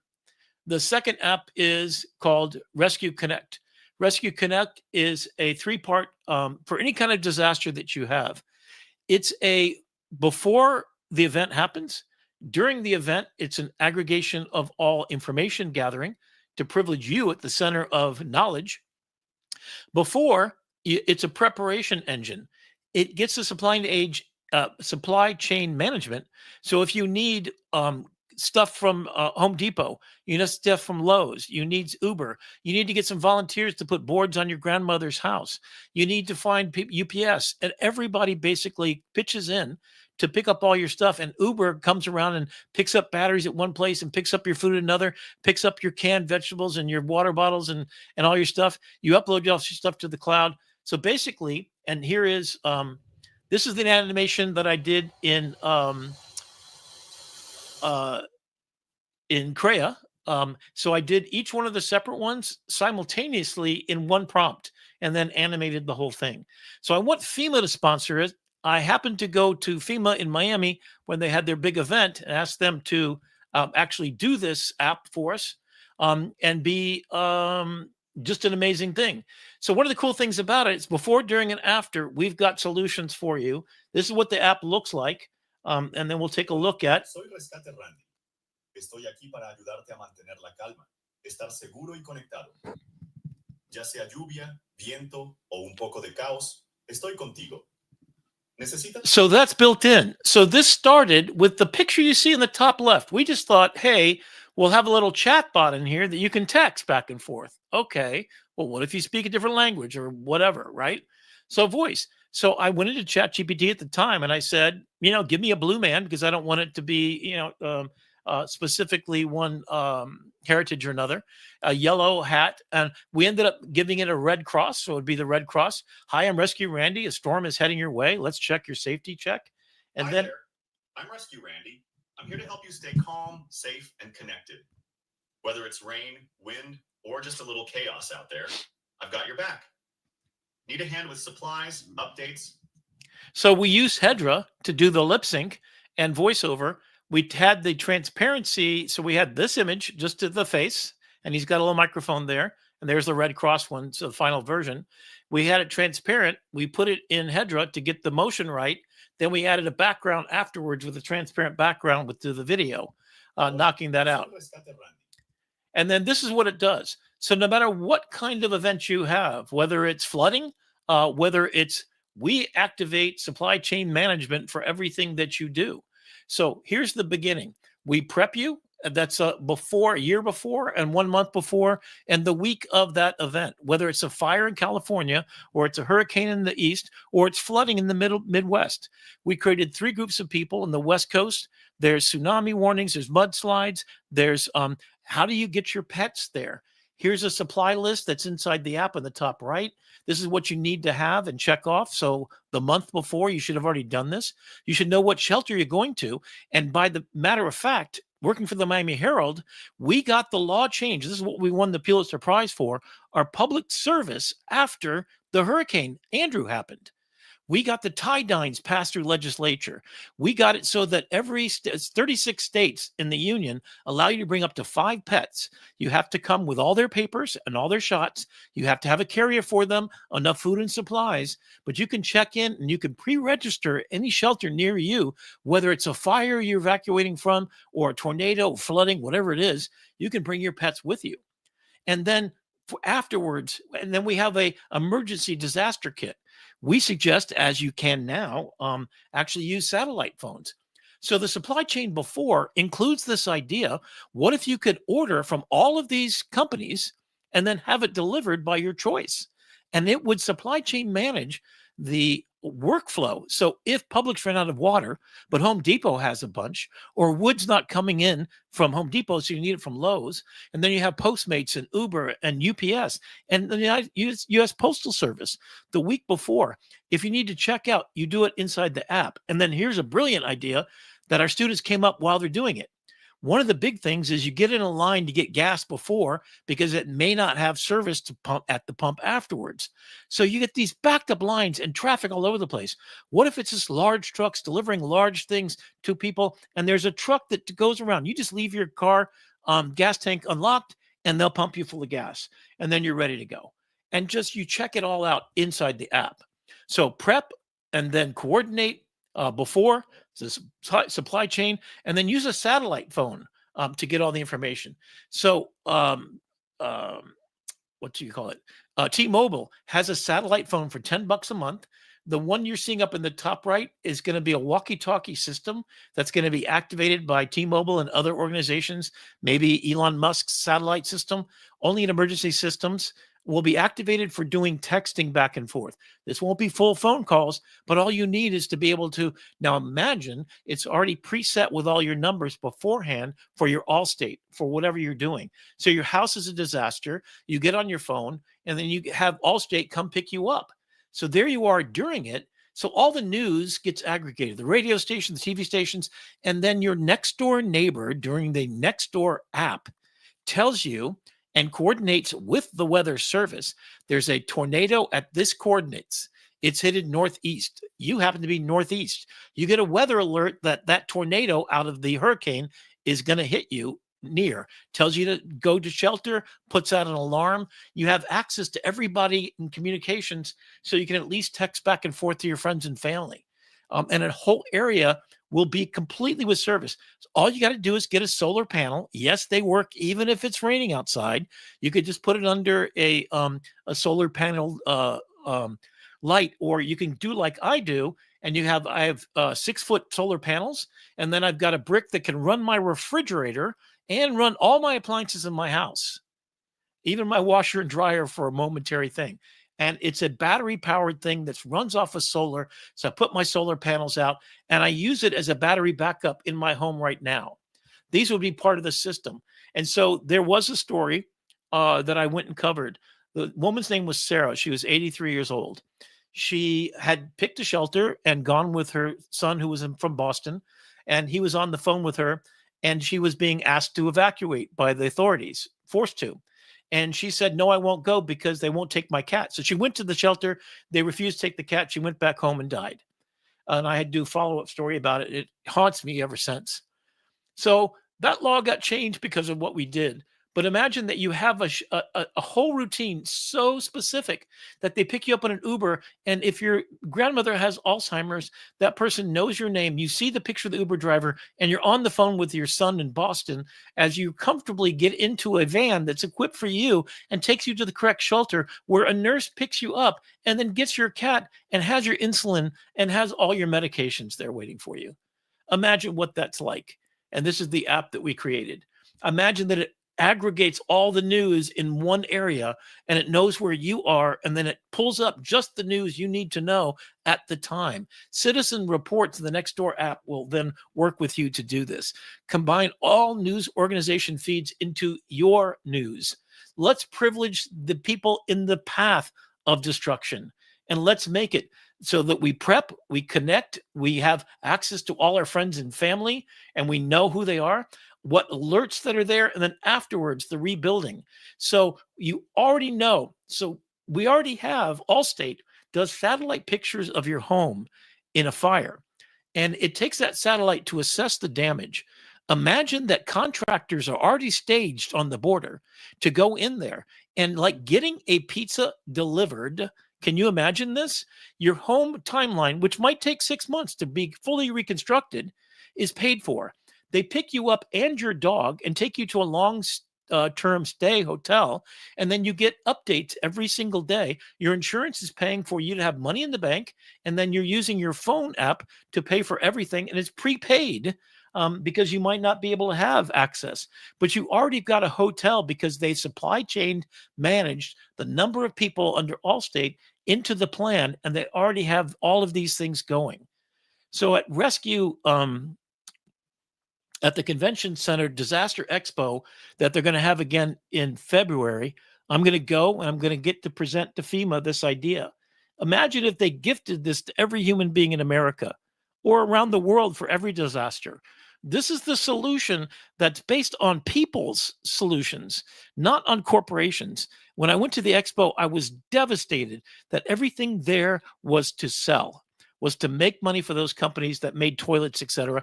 Now, they're certainly serving the people, but there hasn't been an app like this. Why the hell not? FEMA, I want you to step up and make this for real. A Lovable, if you want to sponsor this, it'll be the greatest gift to all humanity. Please do that. Let us vibe code it this weekend. Okay. Oh boy. I'm going to take a minute. You can tell this is so vital to me. And Rick, I gotta just say I love your brain. Like the energy is incredible, and the intention is in such a pure place. Coming from the idea of helping people and trying to make the world a better place using your superpowers. Yeah, and I couldn't do 90% of this without artificial intelligence helping me. I mean, certainly I could take a photograph of a disc and then reformat it and put Life Force on there and trademark it. But I couldn't even go through the process. Is this possible to create an Alexa device that has an AI on the device? 8 terabytes is what I calculated for one person, but you could have a 16 terabyte, loaded up with everything, secured so only you have access, and you have a PIN number or a fingerprint identification, optical recognition to unlock it. So imagine that you have a device that has everything about all your medical history. It also has aggregated. Let's take a look at this. So my idea is, what if you're the center of all your healthcare? What if you're sitting around your entire family's information, holistic wellness, sleep tracking, all the devices? You are the only thing that it got wrong is that iPad's being held backwards, but that's kind of cool too, right? So old medical records, all your medical records, everything you do, all of your devices, your Oura Ring, your Apple phone, your Fitbit, your whatever you've got going on, your My Fitness Pal. Imagine that it is the center of your health universe, and you're wearing a pendant that communicates with it and then tracks your sleeping at night, or an Oura Ring could track that. Whatever device you have, It's the center of your universe for longevity and health. It's an intelligent hub with all your data private and on your command, talking to it like you do Alexa and the G device, which I can't say because I've got one in my house. So I went to a go to market. So I did the whole thing. Life Force, secure operating system for your family's longevity, your health in your hands. Stay there. Meet your digital twin. While you sleep, we watch proactive family health powered by AI, 100% private. Don't just survive. No, personal health intelligence hub, independence and secured. So where does this come from? And this is the Google Notebook LM for strategy. So I did this for a class I taught last night in business. How do you bring a product to market? And so this is where it started. I was in the hospital, emergency room, 4 o'clock in the morning. My sugars hit 497, unheard of. And I had a problem. I was about to die. He said if I had waited any longer. Now, what happened that wasn't good is he put a bunch of water in me, saline basically. And then I left as soon as my sugar got down to 167. That's the release me from emergency care. No instructions, no nothing. So I said, I'm going to ask my AI everything about me. And I'm going to go find it. And what I started with is all the medications, taken 9 medications, been under treatment for type 2 diabetes for over 10 years, actually 11 years now. And it was my wake-up call for my health. I had 1 or 2 other events like this, one for dehydration after a very bad cold that was exacerbated because I didn't know you had to take salt with your water. I drank nothing but water instead of Gatorade or Pedialyte, which is a better solution. So I took all the chaos of all my fragmented medical records and then all the apps that I have that don't communicate and don't privilege me, they're just disconnected. So let's put that all together. So I photographed, here's all, and this is my stuff. Don't look at the numbers. Sorry, I didn't block out everything out. Here's all the supplements I was taking. It ends up, some of them I don't need to take because they go over on top of others. I took this information, I just photographed, that's all I did. And then it put it together into this list that I handed to my doctor. Holy crap. This is everything I'm taking. Yeah, the Cialis. Okay, whatever. And I'm not taking a couple of these drugs, which I ended up taking out of there. And then my supplements. And then I had it take a look. So then I said, what are my problems that I got right now? So I had bloating and detention. So it turns out what had happened is I was on Mounjaro, and it's for type 2 diabetics, and it also causes weight loss.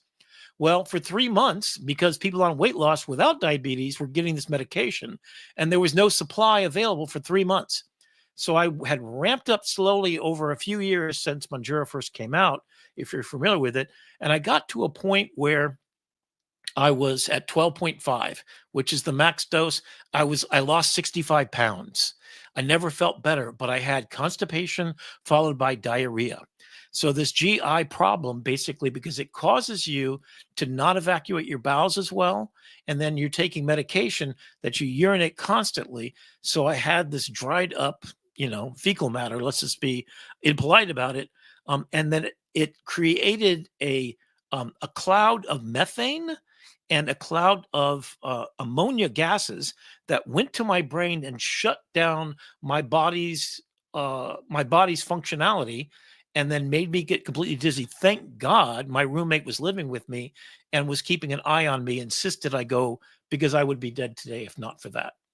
So I decided in my recovery process, I learned about everything about myself. Here is my private analysis after over 100 hours of talking to it. As drinking water, since I had that problem before, I learned about that. Biotin's good, but results may vary. Consider adding zinc, hair loss and anxiety and energy. So this is a whole thing. So then I went and got my chemistry and I just photographed it. And I said, ChatGPT, tell me about this. And this is what it told me. Actually, I don't have that slide in here, but it analyzed everything in human terms. And then I photographed every one of my papers. And then here's the chart. My A1C, which is the big thing, I think it was higher than usual. They usually have a little thing on marker on here. So if it's high, it's got an H next to it. So ALT, A1C is had gone up, et cetera, et cetera. Okay. So I've looked at all of them. Then I started thinking about, well, what can I do about it? What do I do for my health analysis? And then what do I do over with my food every day? So then I went through and then I started thinking about how do I prompt for my own health, created a dietary thing. And I've redone this since. This is about 2 years ago, a year ago almost. And then I had a fitness thing. So I started doing that, of course, not as well as I should.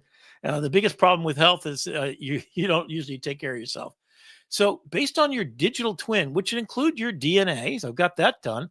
If I load that, I'm going to go to Colombia. I would have gone to Turkey. It wasn't so expensive, but I'm getting a complete health scan, MRI, CAT scans, x-rays, dental work, everything. I'm going to load it into this device and make a digital twin of myself that I can have AI take a look at it.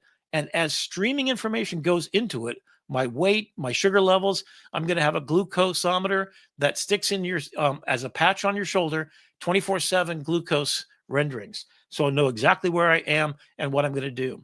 Here's the process that I am working through right now. This is my marketing and engineering background. There's the color palette ideation.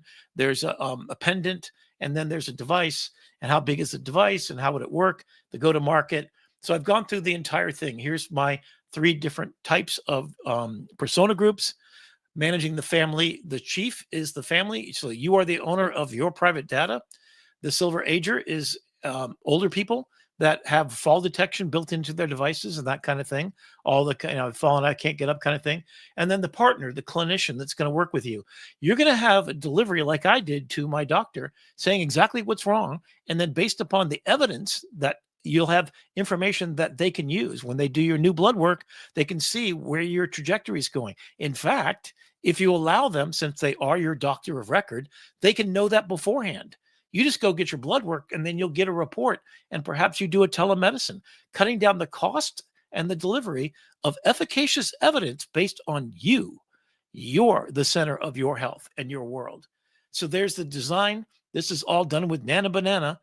Oh my goodness. It even suggested these color palette and the metallic and all that kind of stuff. I happen to like the blue for health. I like the matte silver, and I like the high key, sort of Apple product like. There could be a VisionWare, a pendant, and a Life Force hub. The pendant could do everything from notifications of emergencies to talking to it on a daily basis, or recording your snoring at night, as could any of your devices you have. It could be used for other things, obviously, because you're in a whole ecosystem, and then that's what it would look like on your phone. And then imagine a world is the name of my company. Imagine a World Production and Imagine a World Foundation. The LLC Imagine a World Production is my creating all these products. It's my Moonshots. It's also the place where all of my music and all of my books and everything that I'm doing is made possible. It's the way that I'm able to pay people to work with me, and I have tons of money ready to go do it. My Imagine a World Foundation is a nonprofit organization in which these moonshots will be executed. So to sort of paraphrase John Kennedy, ask not what AI can do for you, but what we can do with AI. That's what I talk about with these moonshots. And the last moonshot I'm going to share with you is something I'm working on and I've already executed in 4 major cities: Coconut Creek, Coral Springs, Fort Lauderdale, getting ready to do Miami as well. This is just a recent directive. So I've created a GPT. Who is at risk for losing their jobs? On the left is high level, essential human things, high touch, untouchable, surgeons, athletes, musicians. Why are they safe? So I've created a GPT that you put in what you do and exactly what your threat level is. It makes an assessment of what your skill set is. Just for example, flight attendants are already starting to be replaced in China as the food service is being done by robotics, which is actually great. I've talked to my roommate. She hates that part of it. I mean, it's, you got to put up with really horrible people, but you can go to Burger King and push your button in there and get whatever flavor soda you need. So that's something that should be done by AI. But she reminded me that they're there to evacuate the plane. In case of emergency, she saved at least 5 people's lives in her life as a flight attendant. So registered nurse, teachers, they're going to be augmented. So that level 3 are the good ones. Now the level 5 and 4, I've got a whole plan. So Upskill USA serves 2 bodies of people. The companies where I ask them to sign a pledge Don't fire anybody until you send them through our employee upskilling program. We assess what your vulnerability is using a GPT you could do online. Then once you get it, you'll get a what is my golden parachute test. So basically, it finds out what you're good at. Flight attendant is social and emotional intelligence. That is a high human essence skill set, level 1. So it would then look at all the jobs available in the United States and then find the perfect jobs in your area, unless you want to commute or move to another location. So you can submit automatically through our system of doing this. So already we're looking at the numbers have increased. In fact, this is since 2022. It went from 30% by 2025. That means this year we've already lost 30% of coders and many people, data entry clerks, manufacturing workers, robotics and technicians taking over, customer service, retail workers, your Uber drivers. They're all right now starting to go away. We will have unemployment astronomical by mid next year. That's what the World Economic Forum in Davos predicted. In 2 years ago, they said it would be 2030, and already it's tripled that amount. And the speed at which this is going is astronomical. So this is what we did already. Coconut Creek, Coral Springs, we got together at City Hall with the Chamber of Commerce, and we had panel discussions. We did it over 4 days. I've got it down to, after having done it a few times, my friend Laura Mathrick, who's a PhD student at FAU in education, and she's the poet laureate for Coconut Creek, got us in there to do it. We met with, to the right is the deans of the different departments. We've got Department of Nursing, the blonde on the right, McCafferty, the gentleman on the far right, Supply Chain Management for Broward College, and then 2 other deans of different departments at Broward College. We educate 30,000 students every year, and in every department you can imagine. We prepare people in 2-year degrees and education 4-year degrees, as well as other 4-year degree programs that we're doing now. But we're basically community college. So we met with 100 people for over 4 days. This is a little bit extra. And we basically upskilled them. So the idea is AI Institute that I did at Broward College goes across, and we train everybody at every community college across the United States, because they need to be prepared for people going back to school for 2 weeks, 6 weeks, 12 weeks, and 2-year upskilling programs. Learn how to use AI would be just a basic one. In fact, in 6 hours, I can teach you everything you need to know to then go out and learn everything you need to know to get your next job, to be upskilled. Chamber of Commerce is how we get business done. It's the small mom and pop floor shop. I met with people as small as a 2-person mom and pop floor shop and a plumbing company of about 30 employees, up to a hospital district that covered all of Broward County. They were in this meeting with us. I then have done separate meetings for hospitality. So every hotel in the South Florida area, I trained them and how they can, I showed them. In fact, you can see these all on my YouTube, Rick McCawley website. Take a look at the one I did for hospitality. I can do that for you too. And if you want to support this effort worldwide, I want the US government to put down the money to train every community college professor, have them go into city halls, meet with the chambers of commerce. And then once they've gone through this basic training and have the website set up so you could do passive training, that's what my whole reason for creating my website is to make this for real. And if the government's not going to do it, damn it, if I'm not going to just do it instead, because I'm one of the crazy ones. I'm a dangerous man. And I'm going to get this done. I'm going to change the world. And I'd love your help. So if anybody hears this, please reach out. I'm just looking for somebody else besides myself that wants to buy into this idea. And then I imagine we train at community colleges, agents that go out and they actually install chatbots in your plumbing company. They go out. In fact, we did this with the plumbing company. They have someone who takes care of all the supply chain, the scheduling of all the employees, so that they have a 1-hour window where they're going to come fix your air conditioner instead of the 2 weeks that I waited because they didn't have the part on the truck and the guy didn't speak English that I talked to. They have an AI chatbot that's set up and does it for $150 a month. And that replaced 4 employees, all of which were related to the owner of the business. And he swore to me on the spot, because I told him, you can't use this to fire people. He gave them all new jobs. And now his aunt is actually, who was doing all of the call center stuff, has been replaced by a 24-hour system that she takes command over. And then she makes sure everything gets done, including talks to the people when they're sick and they have to, and then communicates with the agents to get these things done. So everybody goes through a process. So we will certify these AI agents in a community college wide across the United States skills and performance thing.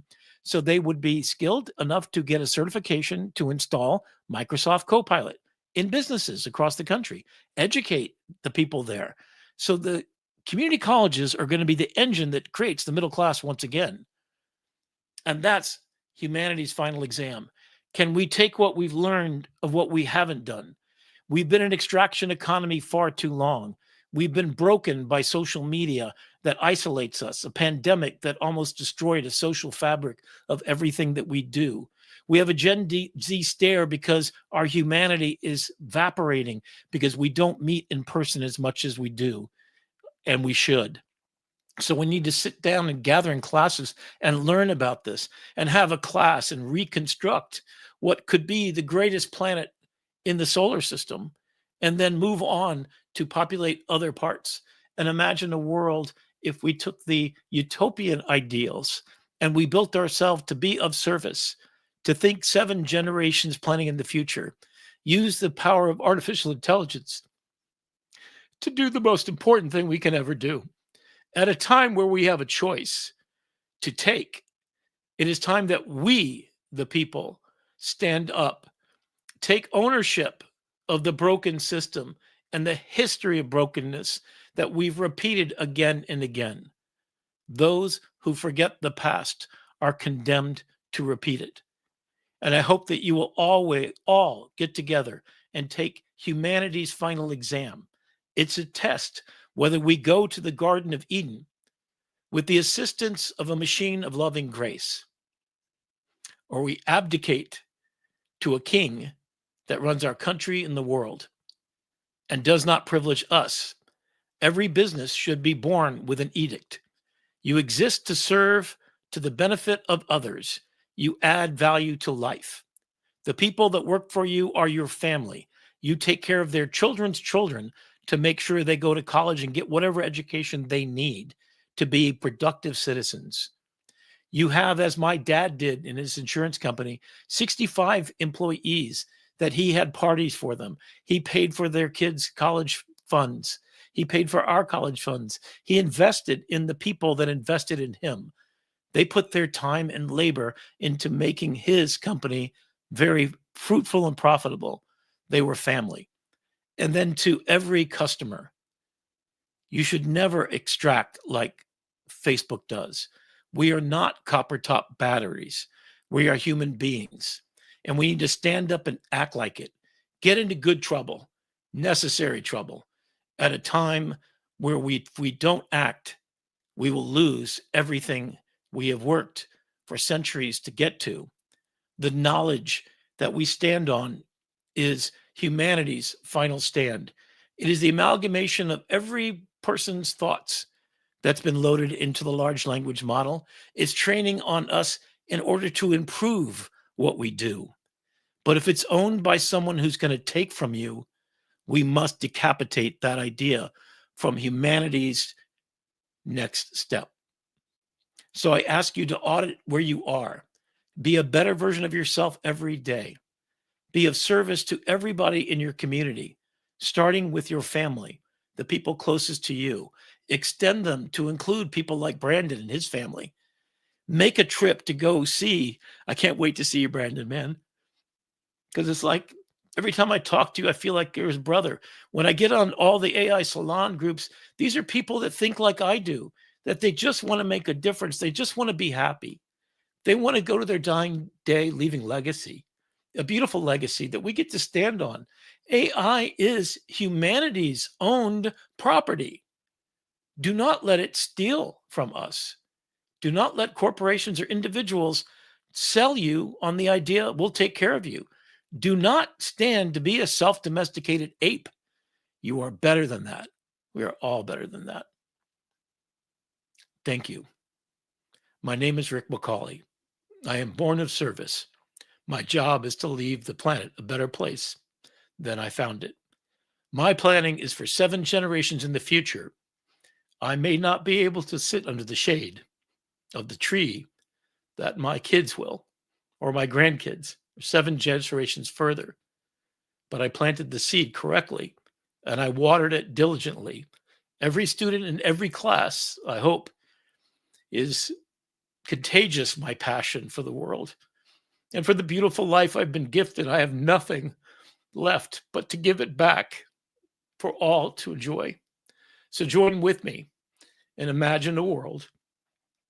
Yes, you can. You're not the only one.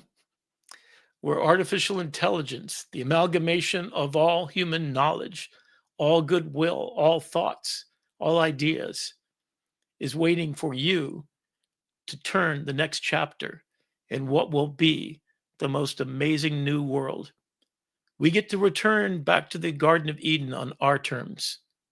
We need to separate ourselves from the 7 deadly sins, the real fruit of the tree of knowledge that should not be available to us, or our large language models.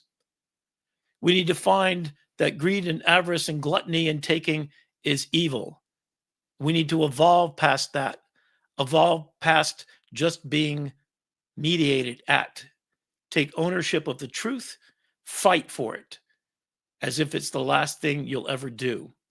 Because while we have a brief moment as stardust on this planet, I want to be one of those who rises as the star you see before you on screen, to make it a more beautiful place at night as we put together the constellations and we imagine a world. Thank you, and namaste. Full-time Sermon on the Mount. There you go. Thanks, Brandon. Wow. I love it. I had to get that out, man. We are gonna get ourselves into trouble on Saturday. I mean, well, I've never done a hackathon in person before. I'm just thinking, okay, how can we solve the world's problems? And we have 3 hours. Well, and I'm going to put it back on you, Brandon, because guess what? 10,000 minutes. The 10 hours we're going to be spending there is a quarter of that. And that's on top of the 10,000 hours you and I have already been putting into this. And the life that we've led. 66 of my years have been dedicated to this moment. And what I just gave you right there is all of it, man. Ooh, boy, I'm exhausted. Yep. And it's you not only giving it to me, but giving it to our viewers and in perpetuity on YouTube to anybody who's watching this on demand on your schedule. So thank you for being here. Thank you to our super fans that are following us on live. Yeah. Thank you, Jeannie and Bob. Awesome to have you here. Tell people about this. I want them to see this one podcast. I think this tool time part of it is what I've been waiting to do all my life. And now I just need someone to join in. And I think what's great about this is it just seems like if you just keep showing up, and that's what I would suggest. I think 10,000 minutes is showing up, for the party, because you see what I do with it. I want to show you how I do it. In fact, I've been giving away free lectures all over the place. I'm not getting paid for any of this. It's costing me huge amounts of money. I got it, thank God, because my life has been very fruitful for me. But I want to give it away the way Bill Gates does. I want to leave it all right here, baby. My kids will make their own life, and they're already successfully doing it. I want to make other kids' lives better. I want to, be a shining star. There's no greater gift than giving gifts. My Imagine book for children's book ends with Laura, the little girl who's read to every night by her parents, falling asleep and going through a portal. And she's 7 years old, and she thinks that grandma and grandpa delivered their Christmas packages under the tree. So in her dream, she goes through the portal and she flies on the back of an eagle to the North Pole, where she sees grandma and grandpa assisting Santa because he can't deliver the presents all over the world. And she gets to go with them, delivering gifts around the world. It's the final book from 'Twas the Night Before Christmas as the nexus point start, that when she finds out her grandparents are the legacy of giving, and that all she has been able to do to that point is do what she's supposed to, accept the gifts, enjoy them in the spirit of giving and getting, and then learn how to give. She finds out that Santa is real. Santa is the spirit of giving to others without expecting anything in return. It's about being Spoiler good. alert. And that's what I told my kids when I told them that Santa is real because he's the spirit, just like Jesus is the spirit of a good person. Just like all the other teachings, they're all there to do unto others as you'd have them do unto you. All of these things, 7 generations, the Iroquois nation, I because of we, because of the Mbutu tribes of Africa. These are 10,000-year-old philosophies, 7 generations forward thinking. It's all about giving, and it's all about being in the circle of life. And together, thank you, Brandon, for being a beautiful part of my life. And I treasure our relationship, and I can't wait to see you in person. Give you a great big hug, sir. Welcome to AI TV Starship. We'll see you next week right here for another episode. We do, Rick. You have the pillows fluffed and everything for Yep, this weekend. we're ready for you. We got one day to change the world. And Yep, there we go. starts one day at a Well, time. I mean, the thing is, if Lovable's going to be there, and I've got my projects ready to go, and maybe we get this video up there for Saturday, just this part, right? And put it top, and then I'll just watch this. I think it was about 30 minutes that I was doing it. Yeah. Yeah. Come here. We need you for a minute. You just sit down. Watch this YouTube channel. What? We're holding a hackathon. Nope. This is more important. Wait, no. Sit Well, down, I watch it. already sent it to the organizer, and he's going to send all of my. I just sent the PowerPoint deck to him, and I said these are my projects, and I outlined what they were, and I said, is there any chance I'm going to give it to anybody who wants to do it? And then he's got at his side about 10,000 AI students at Miami-Dade. So, All right. To be Imagine- continued offline. Namaste. As Rick says, I'm producer Brandon. We'll see you next time on AI TV Starship. take care. Thank you, Brandon. I'm Rick McCawley. See you next week. Ask not what I can do for you, but what you can do with AI. We're the dangerous people who get stuff done, and show you can too. Imagine a beautiful world. With you, we can make it come true.